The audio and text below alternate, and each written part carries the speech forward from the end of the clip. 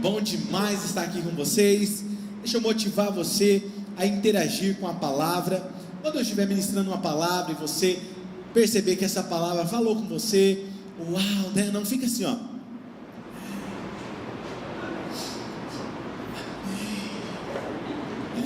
Se realmente foi algo bom, fala, uau, pastor, muito bom. Isso aí, amém. Eu recebo isso na minha vida. Amém? Alguns já pegaram a palavra. Amém, pastor, é isso aí. Então vamos lá então para a palavra. Capítulo 3, versículo 14 ao 17. Diz o seguinte: quanto a você, porém, permaneça nas coisas que aprendeu e das quais você tem convicção, pois você sabe de quem o aprendeu. Porque desde criança você conhece as sagradas letras, que são capazes de torná-lo sábio para a salvação mediante a fé em Cristo Jesus. Toda a escritura é inspirada por Deus e útil para o ensino, para a repreensão, para a correção e para a instrução na justiça, para que o homem de Deus seja apto e plenamente preparado para toda boa obra. Na semana passada nós começamos uma série incrível sobre a reforma protestante. No mês de outubro nós estamos comemorando os 500 anos de reforma. E por que, pastor, que você decidiu ministrar essa série de mensagens sobre a sola, que é chamada sola escritura, sola fide, sola Cristo, sola, né, as solas? Por quê? Porque eu acredito que a igreja tem a carência e a necessidade de saber o porquê que ela é o que é e porque ela crê no que ela crê. Quando você não sabe porque você é uma igreja protestante, você fala assim: olha, todos os caminhos levam a Deus. Mas é importante você entender o porquê que você é uma igreja protestante. E isso aconteceu com Martinho Lutero, que começou essa reforma. E hoje especificamente nós vamos estar falando sobre sola escritura, que quer dizer, que é em latim, que significa somente a escritura. E você vai entender melhor sobre isso. Mas o propósito dessa série de mensagens não é falar aqui mal de outras religiões, não é falar mal de outras igrejas, muito pelo contrário, é mostrar para você que assim como na época de Lutero, que precisou acontecer uma reforma, assim também no nosso tempo precisa acontecer uma reforma. Se você observar a história, todas as vezes que a igreja está caminhando em um caminho para longe da vontade de Deus, ele chama o seu povo para uma espécie de reforma, para voltar à prática do princípio, para voltar àquilo que são os valores importantes para a história e para a igreja. E se você vê isso, o próprio Deus faz esse convite. Por isso que eu acredito que Lutero, quando ele começou a reforma, ele estava mais do que simplesmente fazendo uma reforma, ele estava inaugurando, ele estava fundando um princípio, o princípio protestante, o princípio de protestar, o princípio do reformar. E se as coisas não estão alinhadas com a vontade de Deus, nós iremos parar e alinhar. Como igreja eu digo isso, nós iremos parar e alinhar, porque o nosso maior desejo como igreja Oxygen é fazer a vontade de Deus. E eu acredito que você quer fazer parte de uma igreja também que faça parte de um povo que quer agradar a Deus. Outra coisa, se a sua casa, se o seu casamento, a sua vida, os seus projetos, eles não estão caminhando na direção do Senhor, muito provavelmente está tudo dando errado, está causando frustração. Se você não está um pouquinho sintonizado, é como uma rádio. Quando você vai sintonizar uma rádio, hoje as rádios, a maioria dos rádios hoje são digitais, então é mais fácil. Mas a época que você tinha que ficar girando aquele botão do lado do rádio, na verdade, passava e voltava, né? Até que você alinhava e ficava perfeita a voz da pessoa, de quem estava transmitindo. Assim deve ser a nossa vida. Pequenos milímetros longe da vontade de Deus não nos deixa aptos para receber tudo que Deus tem sobre a nossa vida. Então, se a sua vida não está alinhada com os projetos de Deus, se existem algumas coisinhas que precisam ser ajustadas, as coisas começam a ser desgastantes, começa a ser uma luta constante, aí você coloca a mão, aquilo não prospera, a sua vida não avança, o casamento começa a ter problema, o relacionamento seu, com os funcionários, com a empresa, seus negócios, as coisas começam a ter um problema. Por quê? Você precisa se inspirar em Lutero e fazer uma reforma na sua vida. Precisa fazer uma reforma na sua vida pessoal, uma reforma no seu casamento, uma reforma nos seus relacionamentos, na sua empresa, com os seus funcionários, uma reforma na sua vida devocional, para que você comece o dia bem com Deus, porque tudo que Deus quer é alinhar a sua vida, o seu casamento, os seus projetos com o coração dele, porque quando você está alinhado com o coração de Deus, Deus abençoará a sua vida e tudo vai avançar.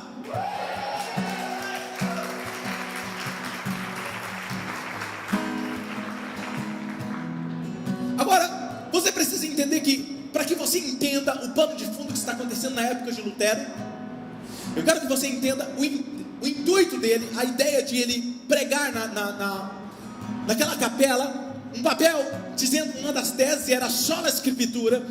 Por que ele disse isso? Porque quando Lutero começa essa reforma, o que está acontecendo naquele contexto da igreja era o seguinte: a igreja, ela tinha naquela época 3 fontes de autoridades. O que é isso? Eram 3 crivos que eram usados pela igreja para determinar o que era de Deus e o que não era de Deus.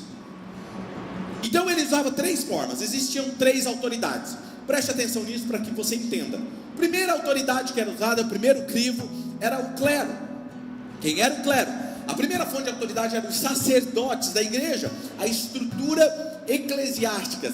Eles eram capazes de dizer: isso é de Deus e isso não é de Deus, isso pode e isso não pode. Era o clero. O clero era a primeira fonte de autoridade. A segunda fonte de autoridade era a tradição da igreja. A autoridade era a tradição, ou seja, o que sempre a igreja disse. Se naquela época você perguntasse para alguém, chegasse alguém e falasse assim: olha, você, o que é certo fazer? O que Deus diz sobre isso? Sabe o que eles diriam? O que a igreja sempre ensinou. Ou seja, o que a tradição nos diz. Se a tradição diz isso, nós vamos fazer isso. E a terceira fonte era a Bíblia. Porém a Bíblia, ela era tirada da mão do povo, porque quem tinha acesso à Bíblia era somente os aspirantes ao clero e o clero. Ou seja, ninguém poderia pegar uma Bíblia, um aplicativo do celular naquela época e olhar o que a Bíblia dizia, porque eles que eram o clero, lia e diziam o que era certo e o que não era para o povo. Ou seja, o que Lutero estava fazendo era o seguinte: vocês precisam entender uma coisa, que nada se sobrepõe à palavra de Deus. Nem o clero, nem a tradição da igreja, e nem mesmo vocês privarem o povo de ter acesso à palavra de Deus. Só a escritura tem o poder e é autorizada para ser a representação da voz de Deus nessa terra. Então não prive o povo disso. Em outras palavras, Lutero estava dizendo não ao clero, não à tradição da igreja, e somente a escritura. Ela é a base para um cristão seguir a vontade de Deus. Se você quer seguir a vontade de Deus, está na escritura. Era isso que estava acontecendo. Então naquela época era muito comum as pessoas agirem alinhadas, o seu comportamento, a sua maneira de viver está alinhada com o clero, com a tradição da igreja, mas não estava alinhada com Deus. E isso acontece no nosso dia a dia. A Bíblia não era somente a fonte de autoridade. Talvez você me diga: mas pastor, como que isso tem a ver com a minha história? Como que isso tem a ver comigo hoje? Eu lhe afirmo que tem tudo a ver com a minha vida e com a sua vida hoje. Por quê? Todos nós, de alguma forma ou de outra, nós temos assumido referenciais ou autoridades sobre a minha vida e sobre a sua vida.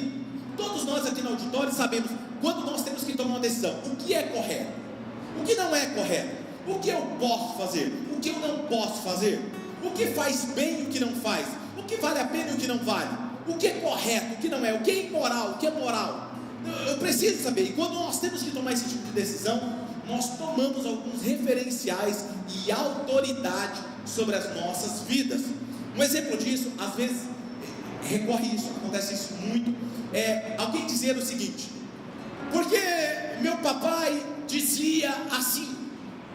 Ou outra pessoa fala assim: não, minha mamãe dizia assim, porque eu fui criado dessa forma. Alguém já ouviu isso?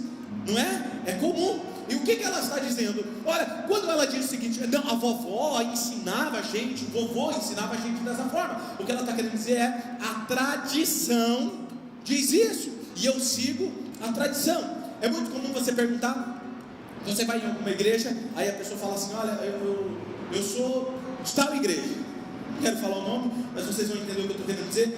E aí a pessoa, você fala assim: ah, você é? Ah, que legal. E você vai então todo final: não vou. Eu não sou praticante. Aí você fala: então por que você decidiu? Não, porque minha avó foi, meu pai foi, e eu também sou. Ou seja, as pessoas não sabem porque elas se denominam de uma religião ou de uma igreja, elas não sabem o porquê. E eu não vou muito longe, eu pergunto até mesmo dentro da igreja evangélica, eu pergunto para as pessoas e falo assim: por que você é? Por que nós acreditamos? As pessoas não sabem. Não, eu vim porque meu amigo vem, eu estou vindo. Mas é muito mais do que isso. Ser um cristão é muito mais do que isso. Agora vamos avaliar algumas coisas. Por exemplo, vamos trazer para o nosso dia a dia, quando você tem que tomar uma decisão muito importante na sua casa, na sua empresa, e aqueles que já são evangélicos há um certo tempo conhecem mais essa cultura, mas graças a Deus isso aqui não tem marido, viu gente? Graças a Deus isso não tem marido.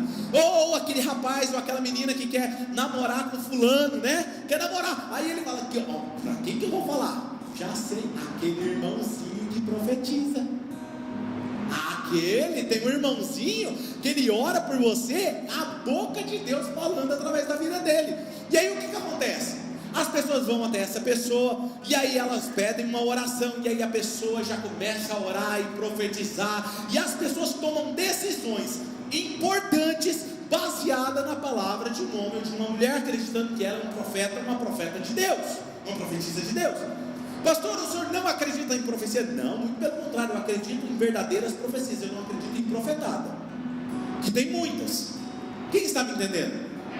Ou seja, o que eu estou querendo dizer é que eu estou cansado de ver pessoas que, por causa de uma palavra profética, ela muda o destino da vida dela, da empresa, do casamento, de um namoro, de um relacionamento, por causa de uma palavra, de uma autoridade, suposta autoridade espiritual. Deixa eu te falar uma coisa: sabe quem deve governar a sua vida, querido? Sabe quem é que tem que direcionar os seus próximos passos? Do seu casamento, da sua empresa, dos seus relacionamentos. Quem você deve namorar, quem não deve? Se chama Espírito Santo. Ele é conhecedor de toda a verdade, ele sabe de todas essas coisas. E se você precisa de um manual, esse manual se chama Palavra de Deus. Uou! Palavra de Deus. Chega de ficar buscando autoridades sobre a sua vida, sobre a sua vida. Quer ver outra coisa que nós tomamos também como autoridade? Quando a gente senta no sofá, liga a televisão e a gente fala: o que a Globo diz é a verdade. Isso que é muito comum quando alguém assiste a televisão, um canal, SBT, Record, e ela diz o seguinte: olha que interessante, pastor, mas está todo mundo dizendo. Quem disse que está todo mundo dizendo? Porque a mídia falou, então está todo mundo dizendo. Você entendeu como que é o negócio? Ou seja, eles manipulam, e a verdade que a televisão apresenta passa a ser a verdade da pessoa. Outras pessoas, quer ver outra coisa mais moderna? Netflix, a geração do Netflix. O que o Netflix fala nos seriados e nos filmes são verdades. Entendeu? Se você observar, existe uma cultura uma ideologia sendo pintada através dos filmes e dos seriados. É comum, eles inserem, são intencionais. Eles estão inculcando uma cultura sobre o povo.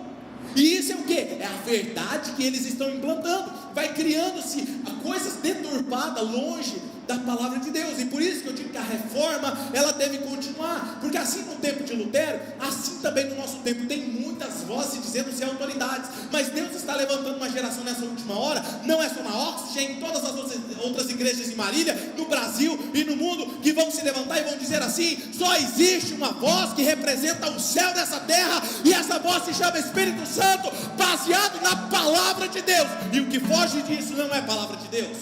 Não é palavra de Deus. O problema é que nós não temos nós não temos coragem de expor isso.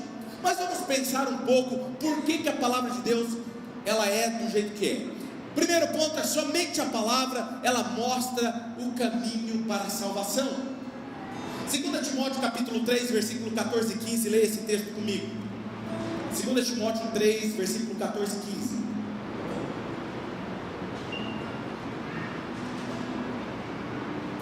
você, porém, permaneça nas coisas que você aprendeu e das quais você tem, pois você sabe de quem o aprendeu, porque desde criança você conhece as sagradas letras, que são as sagradas escrituras, que elas são capazes de torná-lo o quê? Mediante a fé em Cristo Jesus. Ou seja, a palavra é a única que, mediante a fé em Cristo Jesus, ela te torna sábio, te fazendo tomar as melhores decisões na sua vida, para que você chegue à salvação. Se eu perguntasse para você o seguinte: quem aqui quer sofrer o resto da eternidade? Com certeza ninguém levantaria a mão. Mas se eu perguntasse: olha, se Deus quer te oferecer um paraíso, não só pós-morte, mas Ele quer te dar uma vida abundante aqui na terra, aqui e agora, quantos queriam? Todo mundo levantaria as mãos. Mas eu te pergunto: quem é que está disposto a ouvir o que a Bíblia diz, para que você alcance essa promessa sobre a sua vida? E aí é a questão, porque muitas vezes nós queremos um resultado, mas nós não queremos o processo que gera o resultado. Nós queremos o resultado, mas nós não queremos o processo que gera o resultado. Eu acho interessante, por exemplo, quando alguém diz o seguinte para mim: pastor, eu acredito em Deus. Isso é muito comum, pastor, ouvir. Eu não sei se vocês já ouviram isso. Talvez sim, quando você convida alguém para ir na igreja, a pessoa fala assim: não, mas eu já tenho Deus no meu coração, eu acredito em Deus, né? Geralmente as pessoas falam isso. Uma boa pergunta para você é uma que eu faço para a pessoa. Eu falo para ela assim, você já crê em Deus? Creio. Eu falo assim: esse Deus que você crê, o que Ele gosta e o que Ele não gosta? O que Ele te promete e o que Ele não te promete? De você, o que Ele não espera de você? As pessoas geralmente elas não sabem. Sabe por quê? Porque você só pode conhecer a Deus através da palavra. Eu não posso dizer que eu conheço a Deus se eu não conheço o que a palavra diz sobre Ele. Entende? Então, conhecer a Deus é ter um relacionamento com Ele através da palavra.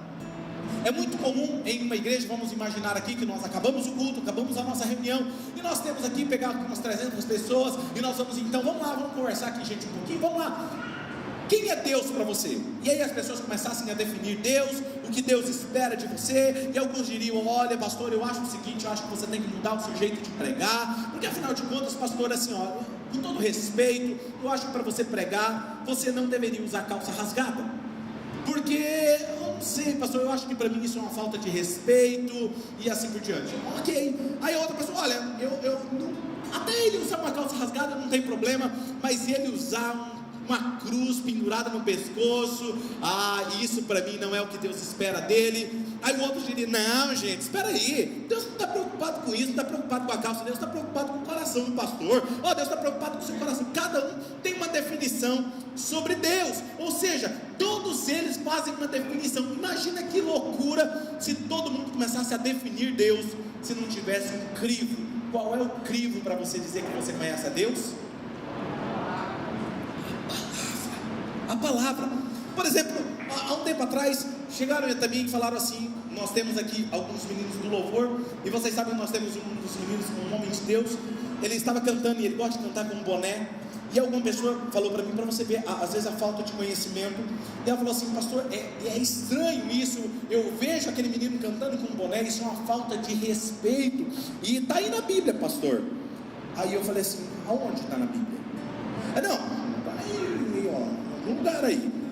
Eu falei: olha, o que tem na Bíblia sobre você cobrir a cabeça, diz que todos que entrarem na presença de Yahvé devem cobrir a cabeça. Então todo mundo tem que usar kippá, ou um véu. Ou seja, as pessoas às vezes falam de algo que elas não conhecem. Você vê, às vezes a pessoa tem uma Bíblia em casa, mas ela usa de amuleto, ou ela usa simplesmente para carregar com ela, ou para participar de um culto. Ela não estuda a palavra. Vamos lá em Éden, lá no Jardim do Éden. Vamos lá em Gênesis capítulo 3, versículo 4. Olha o que está acontecendo lá no Éden. Deus cria Adão, cria Eva. Eva está lá passeando no jardim, olhando lá as frutas, né, aquelas árvores, uma mais bonita do que a outra, um fruto mais saboroso que o outro, e de repente uma serpente aparece para Eva e começa a falar com Eva e diz: Eva, o que Deus diz sobre o jardim? E a Eva fala assim: olha, ele falou que eu posso, tudo isso aqui é meu, eu posso comer de todos os frutos, eu só não posso comer daquele fruto. E aí a serpente falou assim: mas não é bem assim. Por que ele pediu para você não comer desse fruto? Porque no dia que eu comer, eu vou morrer. Olha o que ele diz, a serpente diz no texto, Gênesis 3:4. Disse a serpente à mulher: certamente não morrerão. Mas espera aí, quem era que tinha dito para Eva que ela morreria, arcaria com as consequências do fruto? Quem foi? Ele tinha falado, sim ou não? Estava declarado, não é alguém, estava feito, falado já. Mas veio uma serpente e mudou a cabeça dela. Foi quando ela caiu, comeu o fruto, comeu, errou, pecou, fez o Adão pecar também. Agora veja bem, a minha pergunta para você é muito simples: quantas serpentes eu e você temos ouvido todos os dias? Porque é muito fácil nós olharmos para Eva e acusarmos ela. Deixa eu te falar, tem tantas coisas que Deus já disse. Ele já disse, está aqui na palavra. Ele falou: não faça isso, perdoe, honre a sua esposa como vaso mais frágil, honre o seu marido como cabeça do lar, honre os seus filhos, não irrite os seus filhos, não quebre o casamento, não sente na roda dos escarnecedores, não se sente com o ímpio, não se sente com quem fala demais. Olha, eu tenho um caminho melhor para você, não faça isso, perdoe, ame, sirva, seja um líder servo, e assim por diante. Deus começa a falar, Deus já disse. E quantos de nós, a serpente todo dia, mas não é bem assim? Quantos de nós temos ouvido serpentes?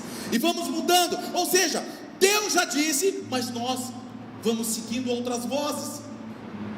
E é nesses momentos que nós precisamos entender que a serpente continua até hoje tentando nos afastar dos projetos de Deus, tentando nos afastar do melhor de Deus. E quando que eu sei isso? Querido, é quando as coisas começam a dar errado.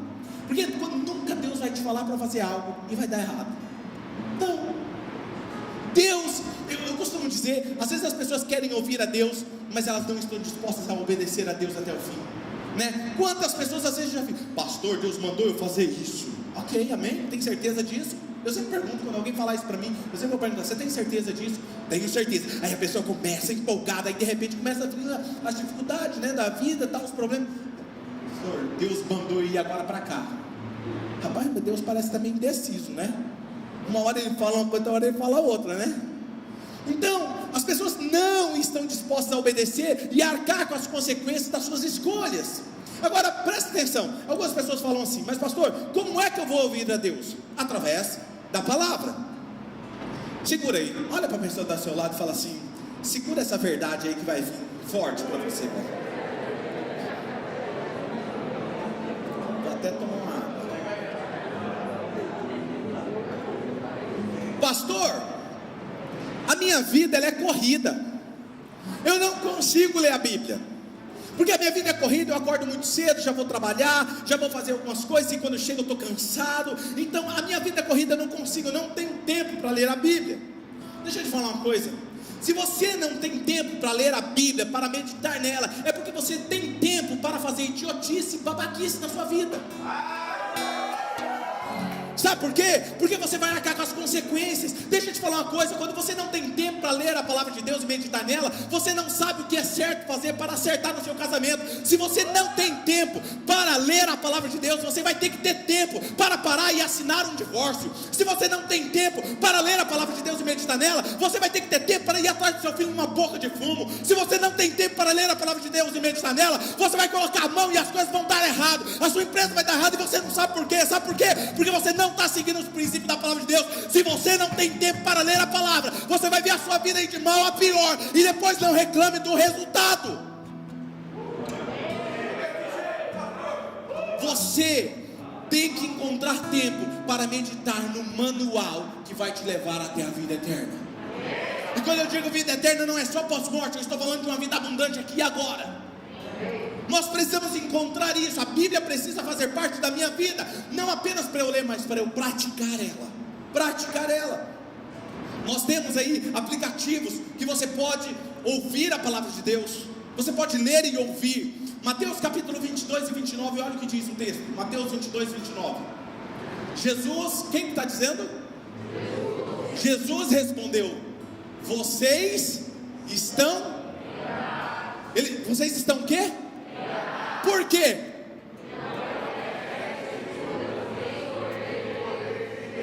Sabe quando você vai ser enganado? Quando você não conhece as Escrituras. Deixa eu te falar uma coisa. Existia um povo chamado Bereano, e Paulo está dizendo sobre eles o seguinte: vocês são demais. Paulo está elogiando eles porque vocês meditam na palavra de Deus, e vocês põem à prova todos aqueles que se dizem ser homens de Deus, apóstolos, para saber se eles são verdadeiros ou não. O que ele está dizendo é que esse povo, enquanto Paulo estava pregando, eles ficavam olhando a palavra, para ver se o que Paulo estava falando estava condizendo com a palavra. Eu quero falar para você o seguinte: você não precisa ficar com a minha palavra, você nunca precisa ouvir a minha palavra, mas você pode meditar naquilo que eu falo, se está baseado na palavra. E se algum dia eu falar algo que não está na palavra, você não precisa obedecer. Nem todos os pastores têm coragem de falar isso, mas eu estou aqui para edificar uma igreja consolidada na palavra e não no pastor Cláudio. Amém? Você, para isso então, você precisa o quê? Conhecer a palavra, porque eu posso chegar aqui e pregar uma coisa que não está na palavra, eu posso deturpar a palavra, como acontecia no passado e acontece hoje, você sabe disso. Mas se vocês são conhecedores da palavra, vocês vão fazer eu estudar a palavra, para pregar a palavra, porque a palavra traz a vida de Deus à terra. Uau, isso é demais. Agora presta atenção, não use a palavra como amuleto, ou como caixinha de promessa. Algumas pessoas abrem a Bíblia lá. Eu vou abrir aqui no Salmo 91. Para que você vai deixar no Salmo 91? Para proteger. Mas você lê a Bíblia? Não tem tempo, mas eu deixo aberto. Eu sempre dou uma olhadinha. Querido, deixa eu te falar uma coisa: a Bíblia não é amuleto. Ou outras pessoas que fazem o seguinte: desculpa, gente, você tem que fazer isso.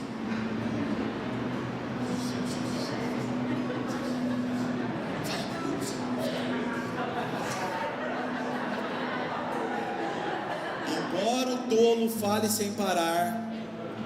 Deus está querendo, Deus não está querendo falar para você. Eu te abençoarei. Ah, está falando? Eu sabia que Deus tinha uma palavra para mim. Querido, isso não é meditar na palavra de Deus. Não use isso para se enganar. Agora, vamos. Quem aqui quer ter uma vida bem sucedida aqui na terra e até na eternidade? Quem aqui tem? Uau, isso é demais, é verdade, todos nós queremos. Vamos ver a receita na palavra de Deus? Vamos lá, Salmo 1, Salmo de número 1, versículo 1 e 2. Uau, isso é demais, gente. Salmo 1, versículo 1 e 2. Como é feliz aquele que não segue. Em outras palavras, não toma como autoridade os ímpios sobre a sua vida. Ele não ouve o conselho dos ímpios, não imita. Logo, se ele não toma esse conselho, ele não imita a conduta dos pecadores, nem se assenta na roda dos zombadores. Ele não participa dessa cultura. Ao contrário, a sua alegria, a sua satisfação está onde? A lei do Senhor aqui é a Torá, que era a palavra de Deus, que era Gênesis, Êxodo, Levíticos, Números, Deuteronômio. Aí está na lei, a alegria dele está na lei do Senhor, e nela medita uma vez por ano. Medita todo domingo quando o pastor Claudinei vai pregar. Medita quando? De quando? Sabe o que significa essa palavra no hebraico, meditar? Não. Significa conversar, falar a palavra sozinho. Sozinho. Você recitar para você mesmo. Você meditar, você falar, você repetir, você citar a palavra para você mesmo, e aquela palavra vai penetrando em você. Você recita a palavra entra em você, você ouve a palavra, você medita na palavra, você conversa a palavra, e a palavra começa a tomar conta dos seus pensamentos, começa a preencher a sua mente, o seu coração, e a sua boca começa a falar outras coisas. Não tem como eu me encher da palavra de Deus e eu xingar. Não tem como eu me encher da palavra de Deus e a minha vida ser torta, ser estúpido, ser grosseiro, porque quanto mais eu me encho da palavra, ela vai me transformando. transformando em alguém diferente, porque a palavra de Deus diz: não seja grosseiro, seja manso, tenha domínio próprio, tenha temperança, que ela começa a te transformar, porque existe um poder na palavra. Para você entender agora, para te tirar um pouquinho da cadeira, tá pronto? Quem aqui conhece a história da mulher do fluxo de sangue? Existia uma mulher que ela sofria há 18 anos de um fluxo de sangue, hemorragia, e ela já tinha pagado vários médicos. Na palavra de Deus está lá em Marcos capítulo 5, você pode ler o texto depois, e diz que ela já havia corrido atrás dos médicos e ela não encontrou a cura. E olha o que diz o texto em Marcos capítulo 5, versículo 25 ao 30. E estava ali certa mulher que havia 12 anos, perdão, não era 18, era 12 anos, vinha sofrendo de uma hemorragia, e ela padecera muito sobre o cuidado de vários médicos, gastara tudo que ela tinha, mas em vez de ela melhorar, ela piorava. Quando ela ouviu falar de Jesus, ela chegou-se por trás dele, no meio da multidão, e tocou o seu manto, ou a orla das suas vestes. Guarda essa palavra orla, que eu vou explicar um negócio para vocês. Porque ela pensava: se eu tão somente tocar em seu manto, na orla, eu ficarei curada. Quando ela tocou, imediatamente cessou a sua hemorragia, e ela sentiu em seu corpo que ela estava livre do seu sofrimento. No mesmo instante, Jesus percebeu que dele havia saído poder, virou-se para a multidão, parou todo mundo e disse: ei, para o ônibus, quem tocou em mim? Aí Pedro falou: como assim, Senhor? Está todo mundo te apertando. Como assim quem tocou no Senhor? Não, quem tocou em mim de forma diferente, porque de mim saiu virtude, saiu poder. E ela diz: não foi eu, Senhor. E ele falou: filha, a tua fé te curou. Agora presta atenção num detalhe. Jesus, ele era a palavra. Lá em João capítulo 1, versículo 1 diz: a palavra estava com Deus, a palavra era Deus, a palavra se tomou forma humana e viveu entre nós. Jesus é a palavra de Deus. A palavra criou todas as coisas. Lá em Gênesis Deus disse: haja e houve. Lá em Hebreus vai dizer que pela palavra Deus criou todas as coisas. Quem era a palavra? Diga: Jesus. E ele tomou forma humana e viveu entre nós. Agora preste atenção no negócio. Rapaz, você vai arrancar vocês dessa cadeira, escuta só o que eu estou falando. A Bíblia da época de Jesus não tinha todos esses livros que nós já temos. Então tinha a Torá, que era Gênesis, Êxodo, Levíticos, Números e Deuteronômio, os 5 primeiros livros da Bíblia, era a Torá. Então a palavra de Deus era a Torá. E todo judeu que obedecia às leis, eles usavam uma túnica sobre ele, que tinha umas franjas pendurada embaixo, na barra, que era chamada de orla. E eram umas franjinhas, imagina meus dedos, pendurado como se fossem saquinhos. E nesses saquinhos tinha os mandamentos da Torá. Em cada saquinho era a Torá, que era a palavra da época. Então era cheio da palavra. Então era comum deles usarem isso. E Jesus está usando. Por isso que o texto usa a orla. E eu fui pesquisar o que significava essa orla. A orla era exatamente esses saquinhos. Cara, essa mulher não poderia tocar em ninguém, porque ela tinha hemorragia. Ou seja, ela não poderia, porque quem tocasse nessa mulher iria ser considerado impuro ou impura. E ela entra escondida no meio da multidão, e ela fala: eu vou tocar só na orla. Agora imagine uma pessoa vestida com várias roupas como de Jesus, uma túnica por cima, e alguém toca só na franjinha. Você acha que alguém sentiria? Não sentiria, até porque tinha uma multidão apertando todo mundo ali. E essa mulher toca onde? Na orla. O que tinha na orla? Ele para a multidão. Parou. Por que parou, Senhor? Alguém. Nossa, como assim, Senhor? Alguém te tocou? Lógico que alguém te tocou. Não. De mim saiu o poder. Essa mulher tocou em Jesus? Não diretamente. Ela tocou na palavra da época, que era a palavra física, a escritura da época. Só que ela tocou com fé. Quando ela tocou com fé, a virtude passou pela palavra e curou ela. Deixa eu te falar uma coisa: toda vez que você pega essa palavra, que é física, e você vai com fé sobre ela, a vida de Deus passa por ela, toca a sua vida, transforma você, e você sai uma nova pessoa, porque a palavra de Deus, a palavra de Deus. Lembra do segredo para prosperar? Salmo versículo 3 agora, Salmo 1:3. Olha o que diz: mas quando essa pessoa tem a palavra de Deus como fonte de busca, e essa pessoa se torna como uma árvore plantada. Vamos todos ler juntos, vamos lá? 1, 2, 3, bem forte. É como a árvore à beira de águas correntes, dá fruto no tempo certo, e as suas folhas, e tudo que ele faz prosperará. Por quê? Porque a palavra de Deus traz a vida de Deus até você. Agora fica aí querendo buscar várias fontes. Não, vou buscar isso, vou buscar aquilo outro, não vou ouvir isso. Ouve a palavra de Deus que é melhor. 2 Timóteo capítulo 3 versículo 16 diz: toda a escritura, ela é inspirada por Deus e útil para o ensino, para a repreensão, para a correção e para a instrução. Ou seja, a palavra de Deus, ela guia os seus passos, ela te corrige, ela exorta, ela te inspira, ela te motiva, ela te leva além, ela te mostra quais são os próximos passos. Mas hoje a verdade se mudou, ela mudou, agora ela se diluiu, agora é eu acho isso, não, eu acho que Deus não é assim como você está falando, não, eu acho, na minha opinião, pastor, que você está meio tapado, você está meio, uma pessoa que está, você é uma pessoa tão nova, afinal de contas, muito obrigado pelos novos que me tocam, mas pastor, você é um cara que está bitolado agora.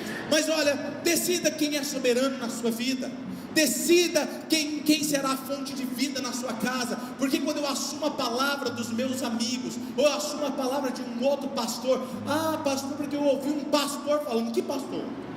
Acho que tem tantos pastores, homens de Deus, pregando na internet, mas tem tanta boca que fala o que não deve na internet também. Então, querido, use o crivo da palavra, para que você tenha certeza que você está seguindo o real, a vontade de Deus. Aí, aquelas pessoas, por exemplo, que tomam sobre palavra soberana nas redes sociais. Eu vejo algumas redes sociais, eu quase não entro, eu entro para publicar alguma coisa porque é importante, hoje é uma era digital, mas algumas pessoas tomam como verdade o que todo mundo está fazendo nas redes sociais. E você sabe que o Facebook às vezes cria aqueles templates para você usar na sua foto de perfil, né?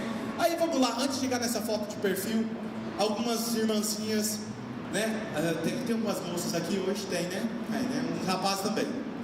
Então tem todo mundo, o pastor está tirando foto desse jeito. Aí o irmãozinho vai lá e tira uma foto assim, aquela boquinha sensual. Eu não sei fazer direito não, mas é mais ou menos assim. Aí o feliz, ele coloca embaixo assim: tudo posso naquele que me fortalece. Deus amou o mundo de tal maneira que deu seu filho unigênito, inclusive deu para te transformar feliz. Aí a irmãzinha posta lá assim, uma foto,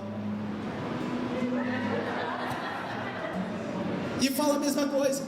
Não, mas todas as minhas amigas postam, estão postando a música do funk lá, não sei o que. Aí deixa eu te falar uma coisa, não é porque todo mundo faz que você deve fazer. Amém? Aí aqueles perfil que o Facebook cria para você colocar no seu perfil, não, mas está todo mundo usando, também vou usar. Não, querido, espera aí, deixa eu te falar uma coisa, qualquer peixe morto desce com a correnteza, mas um peixe precisa estar muito vivo para nadar contra a correnteza. Você não foi chamado para correr junto com a correnteza, mas foi chamado para fazer a diferença nessa cidade, no seu trabalho, lá na faculdade, no seu trabalho, onde você colocar as suas mãos. É para você ser diferente no comportamento, no seu procedimento, na forma de você falar. Pastor, mas todo mundo lá no meu trabalho compartilha isso lá no WhatsApp. Querido, bloqueia, passa, não fale, não converse sobre isso, saia de perto, porque os seus ouvidos não é perigo para ficar ouvindo bobeira. Vou falar um pouquinho mais para frente sobre isso, do que você coloca para dentro. Somente a palavra de Deus transforma e capacita o homem. 2 Timóteo capítulo 3 versículo 17, olha o que diz o texto: para que o homem ou a mulher de Deus seja o quê? E plenamente preparado para toda boa obra. O que é estar preparado para alguma coisa? Antes que aconteça, você já está pronto, ok? Não é quando a coisa acontece você vai se preparar. Agora vamos lá. Tem um amigo que ele é Ironman. O que é isso? Eles fazem aqueles triatlon. Então eles correm de bicicleta, nadam longas distâncias, correm longas distâncias, quilômetros. E eu estava conversando com ele, eu acho isso um barato, isso muito legal. Eu falei, cara, mas que loucura, velho, você é doido? Só de você falar já me dá uma canseira no coração. Porque eu gosto, mas cara, é absurdo o que eles fazem. E aí eu perguntei para ele, eu falei, cara, me fala uma coisa, como é que você treina? Mas você faz isso todo dia? Ou você faz pelo menos umas 3 vezes por semana? Ele falou, não, todo dia eu treino. Eu falei, todo dia. Eu não faço exatamente tudo o que eu faço na prova, mas todo dia eu faço alguma coisa. Eu ando de bicicleta, ou no outro dia eu corro, no outro dia eu nado, alguma coisa eu estou fazendo. Quando chega a prova, eu estou preparado. E aí, então eu tive uma brilhante ideia de trazer esse peso aqui hoje, né? Vem cá, Lucas, me ajuda aqui. Por que vocês estão vendo? Não estou entendendo. Cadê a cultura da honra, gente? Pode? Tranquilo, meu filho? Pode ser? Você consegue pegar esse peso, puxar aqui, fazer só 3 vezes só. Em nome do Pai, do Filho e do Espírito Santo. É possível? Cuidado com a coluna. Hã? Vai, filho. Você nem tentou? Não dá? Por quê? Coloca aqui. Vini, vem cá. Você é mais forte, Vini.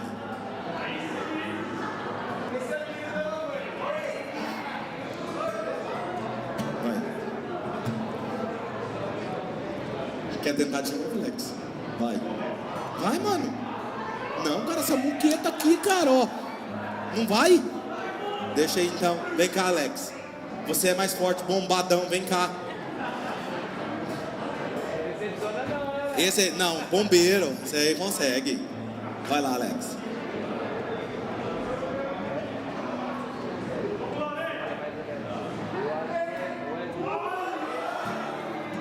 Não vai? Mas você não treina? E por que você não conseguiu? Não todo dia. Obrigado. Eu tenho um amigo meu profissional que eu fiz um convite muito especial e ele aceitou de muito grato. Quero chamar ele aqui, vem cá, Rô. Olha o tamanho da máquina. Nem cabia na cadeira ali, ó. Vamos ver se ele consegue, gente.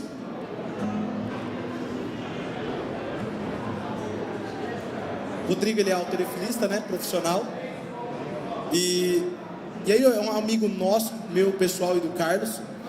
E eu conversei com ele e falei, cara, você consegue fazer isso? Ele falou, não, tranquilo, vamos lá em casa. Aí fui lá na casa dele, eu falei, não, tranquilo. Quando ele colocou, eu falei, rapaz, isso aí eu consigo. Mano, beleza, então vai lá, pastor. Eu peguei, como assim, cara? Não, eu vou pedir para ele mostrar para vocês aqui, ver se ele consegue fazer. Faz aí, meu filho, aí, 3 vezes. Vê se ele consegue.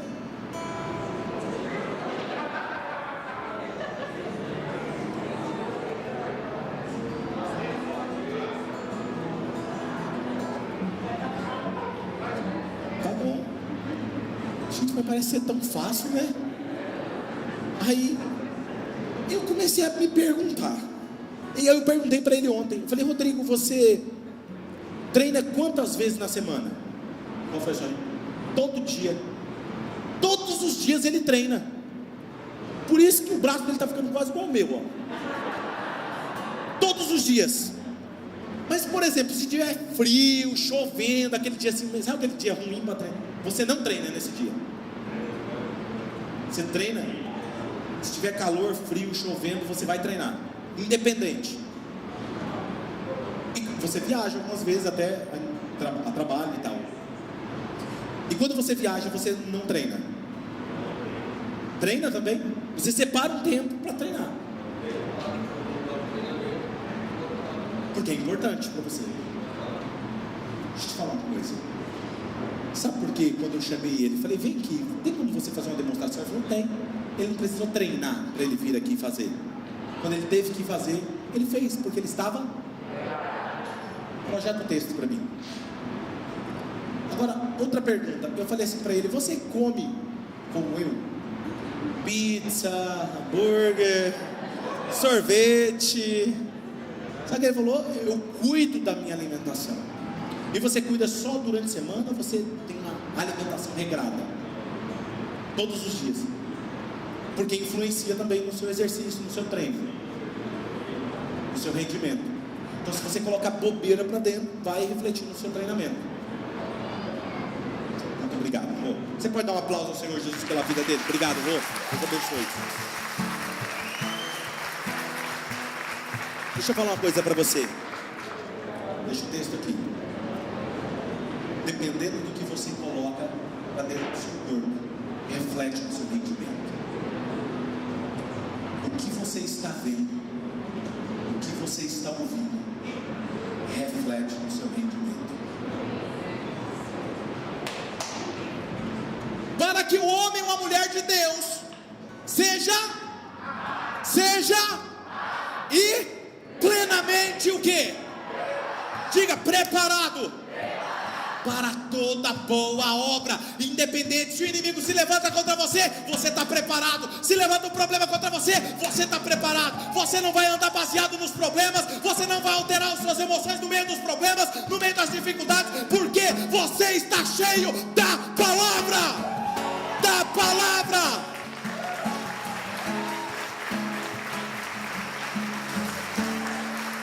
Pastor, quando que eu tenho que meditar na palavra? Dia, noite. Vocês são top demais. Todos os dias. E aí eu perguntei pro Rodrigo, eu vi uma foto dele no Insta dele.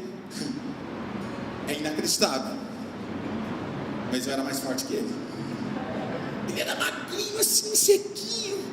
Eu não era. E quando você começou pela primeira vez, você não ergueu um peso como esse, mas você começou com um pouquinho de cada vez.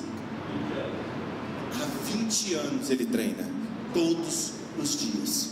Sabe por quê? Ele determinou o que é prioridade para a vida dele. Sabe qual é o meu problema e o seu problema? Sabe por que dá muito problema no gabinete de pastor de aconselhamento?